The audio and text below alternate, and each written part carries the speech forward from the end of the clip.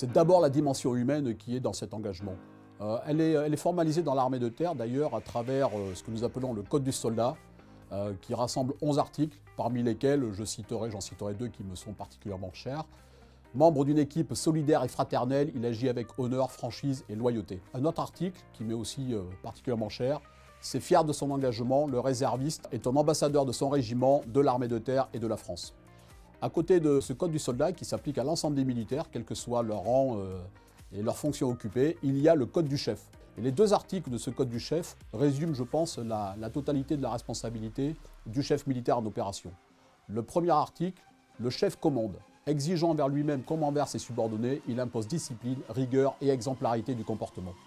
Le deuxième principe, qui vient tempérer un peu le premier, attentif à ses subordonnés, le chef leur porte la considération que l'on doit des compagnons d'armes. Il ne faut pas oublier que le subordonné, en toutes circonstances, doit pouvoir compter sur un chef capable de prendre les décisions en cas de circonstances extrêmes. Et de la même manière, le chef doit pouvoir compter sur la formation de ses soldats dans l'engagement opérationnel. Donc je crois que la dimension humaine, elle est vraiment au cœur de la relation au sein des forces armées, en particulier dans l'armée de terre. Le réserviste, comme le militaire d'actif d'ailleurs, vient chercher l'ensemble de ses qualités humaines. Donc fraternité d'armes, cohésion, envie de servir, esprit de discipline, esprit de camaraderie, besoin d'être encadré. Quoi qu'on puisse en penser aujourd'hui, j'estime que notre jeunesse, elle est toujours capable de générosité, elle est toujours capable de don de soi, elle demande à être encadrée, elle demande à ce qu'on lui apporte des repères et des valeurs, quoi qu'on puisse en penser.